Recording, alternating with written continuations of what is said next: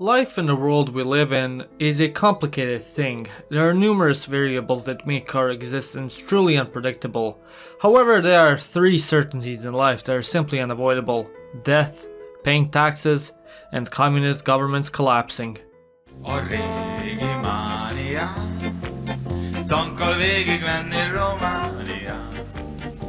Egy szép nagy tigrise, és a két kezünkben gránát legyen. Romania is a country located on the crossroads of Eastern, Central and Southern Europe.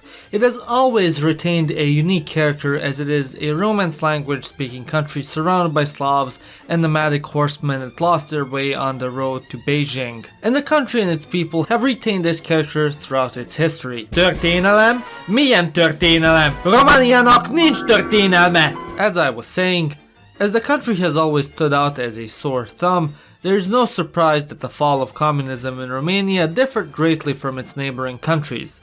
But to understand what made Romania so unique, when ditching Emily's she-they ideology, we have to go back in time to the mid-20th century. But before we do that, a message from our sponsor, RatePunk. As someone who travels a lot, one of the biggest hurdles in planning my trips is finding cheap accommodation. It's no secret that hotel prices can vary significantly on different booking websites. RatePunk is a free browser extension that scans all main booking sites and runs a live price comparison for the same hotels. It saves you a good sum of money and finds you the best deal by popping up in seconds. With RatePunk, rather than spending an unnecessary amount of time listening through endless booking websites and trying to figure out which offers the best deal for you, you'll have more time to plan the important parts of your trip.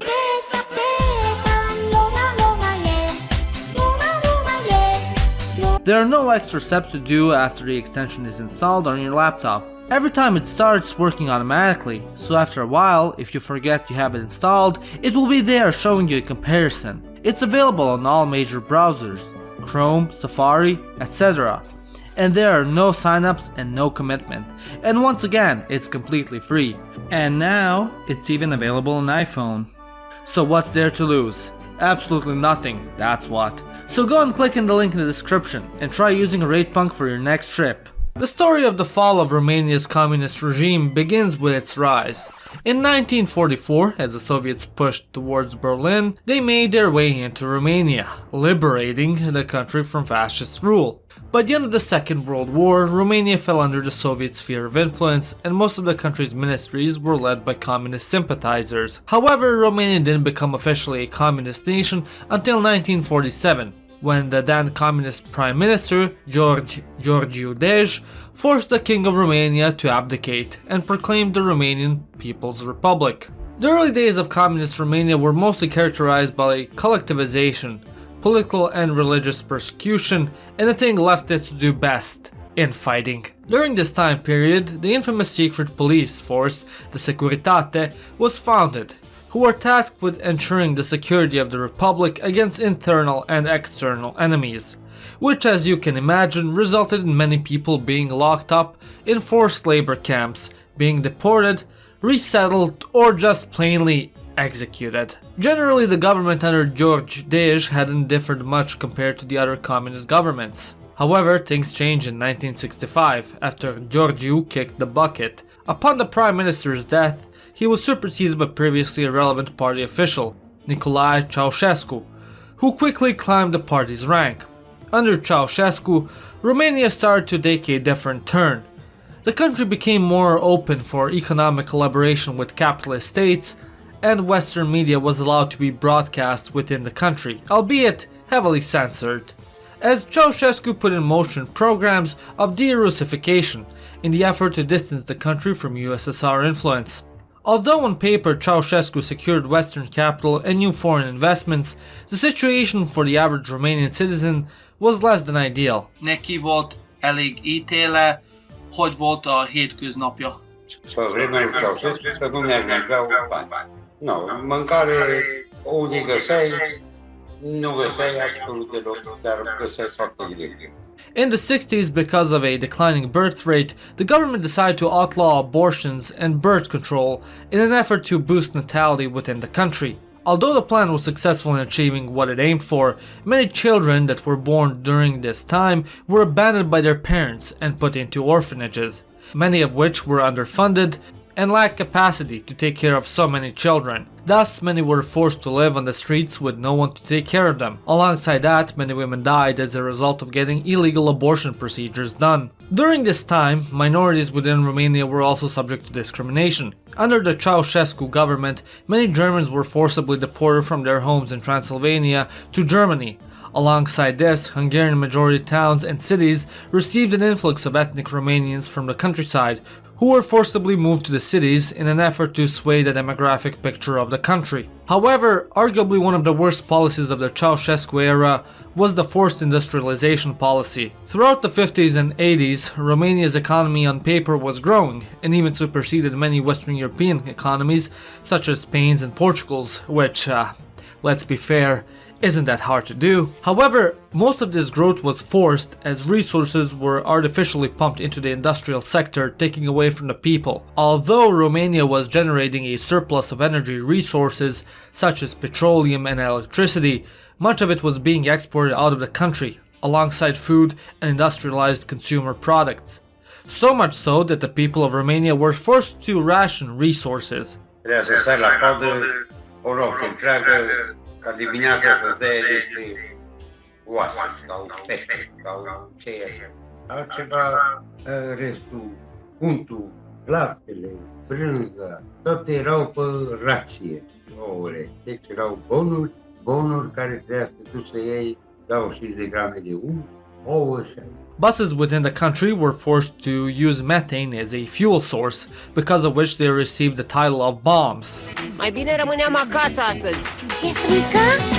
Tot ce trebuie să știi. Electricity was mainly diverted to the heavy industrial sector to the extent that only 1 in 5 streetlights was kept on.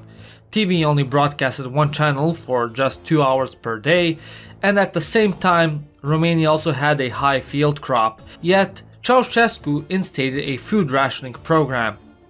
The country was constantly undergoing a shortage of available goods, with the government promoting guidelines on how to eat nutritiously while reducing calorie intake by 25%. Most of the available food products were export rejects, as most of the quality goods were exported abroad in an effort to pay off the national debt and increase further industrialization. All these policies combined led Romanians to have the lowest standard of living in Europe, with the exception of Albania. So you know, things were pretty bad. Throughout the late 80s, anti-communist sentiment was growing throughout the countries. One of the first anti-government protests that emerged within the country happened in 1987 in Brașov, as many workers within the city started to riot.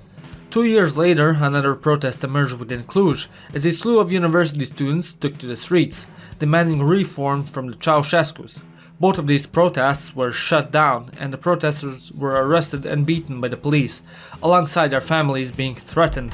Să cântăm de șapte români. Eu le-am zis, apoi ăștia fi cu armele îndreptate către noi, alții împușcați tot lângă noi la 50 de metri distanță, m-au luat în vizor, rău de tot, pe mine.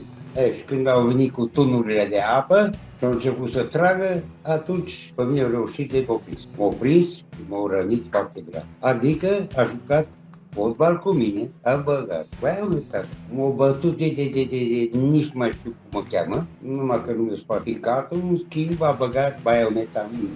However, the revolution officially began on December 16, 1989, in the third biggest city in Romania, Timisoara.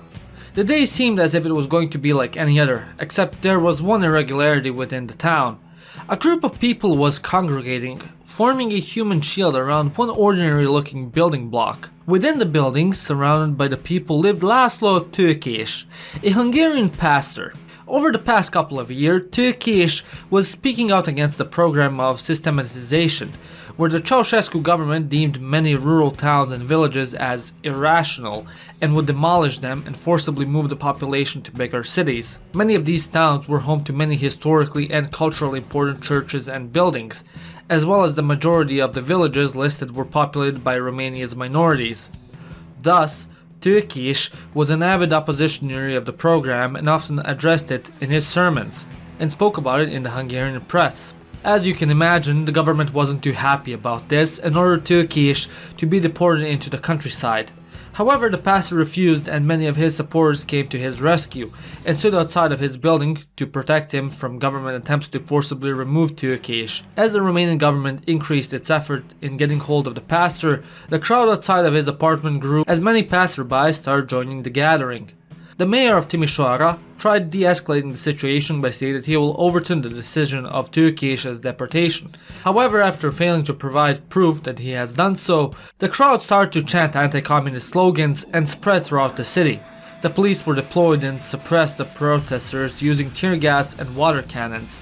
However, the next day the riot continued. The number of protesters on the street of Timisoara was too great for the police to handle. Thus, the military was deployed to deal with the issue. Deci mai rău ca și nu putea. M-au aruncat într-o mașină și m-au dus la miliție. Unde, pe la, după vreo 5-6 ore, m-au anchetat. Când au văzut că strige sânge, că nu mai pot să stau în picioare, în 25-22 noaptea la 12 decembrie 89, m-a aruncat afară, ca pe un câine. Suddenly, the streets of the city were plunged into chaos as bullets flew down the avenues and cars became lit up like Boy Scout bonfires. On December 18th, the atmosphere within the city was dense, as soldiers and securitate agents populated the Unirii Square. The city was under martial law, and curfew was in place, prohibiting anyone to go out in groups of larger than 2. However, despite this, a group of young men headed for the Orthodox Cathedral on the square, where they stood up and waved the Romanian flag, from which they had cut out the communist coat of arms, while also singing patriotic songs. Upon the soldiers seeing this, they opened fire on the men, killing some and injuring others. The next day, workers en masse boycotted going to work and congregated at the main square in Timisoara, numbering in over 100,000, where they continued to chant anti-government slogans. The government, already starting to panic, sent out a delegation to try and calm down the situation and try and meet some of their demands, such as freeing the previously arrested protesters. On December 20th, with the protests continuing to grow in power, the Ceaușescu government employed groups of workers from Romania to go and fight the protesters in Timisoara, providing them with weapons and instructing them to retrieve order into the city. However, upon reaching the town, the Oltenian workers decided to join the crowd. The same day, Ceaușescu gave a speech on national TV, condemning the events at Timisoara and calling it the effects of external aggression. The next morning, Ceaușescu decided to hold a public gathering within the capital of Romania, Bucharest, to give off the image that the country still vastly supports him. The government deployed thousands of workers from the city into the main square and provided them with red flags and pictures of the dictator. As Ceaușescu came onto the stage and started giving his speech condemning the happenings in Timisoara, expecting the crowd to cheer, most of them stood silent with blank stares, until all of a sudden, a couple people started to boo, and then a couple more, and suddenly a giant crowd of people were booing the dictator of the communist country right in front of him, even chanting Timisoara. In a panic, he tried telling them that he was going to raise all the wages. Retribuția minimă de la 2000 la 2200 lei. But the crowd just grew louder. In the midst of the commotion, several loud explosions started to be heard, and soon after, gunshots. The Securitate opened fire on the crowd and chaos quickly started to unfold as the entire event was being broadcast on national television. More and more people started to come out onto the streets, and soon enough a riot erupted right on the streets of Bucharest. As the capital plunged into chaos, the military took to the streets and suddenly the avenues were flooded by tanks and armored vehicles shooting at the unarmed rioters. The fighting continued well into midnight when the situation finally calmed down once more. On December 22nd, just as the sun started to rise, the protesters once more started flooding the streets. Again, the government proclaimed martial law and instituted a curfew, but to no avail. In a last-ditch effort, Ceaușescu came out onto the balcony of the Communist Party's headquarters building and tried addressing the people, but he was only met with disapproval and angry shouts. As the crowd started to become more and more unhinged, they were able to break into the headquarters and overpower the guards and make their way up to the balcony. But just before they could reach it, a helicopter came from out of the sky and scooped up Ceaușescu and his wife Elena. As the couple headed away from Bucharest, they received a transmission via the helicopter's radio. It was the National Army, and they demanded that they land lest they be shot down. Thus, afraid for his life, the pilot of the vehicle landed them in a field near the town of Pitești. In a panic, the couple managed to secure a car and drive off to a nearby agriculture center where they hid. But a couple of hours later, the two were discovered and arrested by the local police and taken away to a nearby military garrison where they would await their trial. 3 days later, on the 25th of December, Ceaușescu and Elena went to trial within the Extraordinary Military Tribunal. The couple were facing charges of genocide, subversion of state power, offense of destruction of public property, undermining the national economy, and trying to flee the country with misappropriated funds. The two were facing the death penalty right in the eyes. However, despite this, they were provided with legal counsel. Their lawyer, seeing no possible way of defending his clients, suggested they pleaded as mentally insane to at least avoid the ultimate penalty. However, Ceaușescu found a mere suggestion utterly insulting and dismissed him. During the trial, that lasted around 1 hour, they argued that the tribunal itself was unconstitutional and that the entire thing was an organized coup d'etat by the Soviets. During the trial, the couple's lawyer abandoned them and joined the prosecution's side and started listing their crimes alongside them. All in all, the entire procedure was a mess.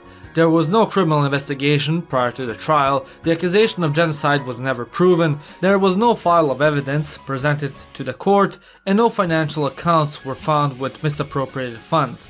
Ultimately, the two were found guilty and sentenced with the death penalty, which was to be carried out 10 minutes after the verdict, which also was prohibited against the law, as all death penalties had to be done minimum 10 days after the verdict. And although the Ceaușescus were entitled to an appeal, neither of them received it. In the end, both were executed so quickly that the media couldn't even televise the event. Over the next couple of days, fighting within the country continued despite Ceaușescu's death. It is estimated that anywhere between 1,000 to 7,000 people fell as casualties throughout the revolution. Eventually, things calmed down as Ion Iliescu took office. What's interesting about the revolution, even though it was successful at bringing down Ceaușescu, most of the communist leadership continued to be in power. The Communist Party that had ruled Romania up to this point renamed and rebranded themselves into several other parties, and thus the end of an era finally came to Romania. I don't know how I feel. I feel so free, so happy, so hopeful especially. Huge hopes I have. And yeah, that would be the Romanian Revolution. A revolution that took down one of the most infamous dictators in world history and freed Romania from the evil clutches of communism. I don't want to see something like that in all my life. I hope you guys learned something from this video today, and also special thanks to all the wonderful members who make this content possible, especially Craig Zeeves, Mickey D, Pavan, Anthony YouTube, Roland S, Emanuel Doncila, Andrei Sorin Parskiv, Puddle Raz, Ramberlads, Jozsef Barat, PC Chan, Seal King, Evangelist Group, Pope Pierce, Adam Cube, Materadu, Raj, Exalted, TD45, Fuck You Cry, Kaza, Mears, Burker1237, Laszlo Gyula, Urmishi, Peter Thompson, Engine Seer, Sivius, Annie the Salad God, Von Kale 47, Alexander Gibra. My name is Janos and you watch Living Around a Clean Europe. Hey, why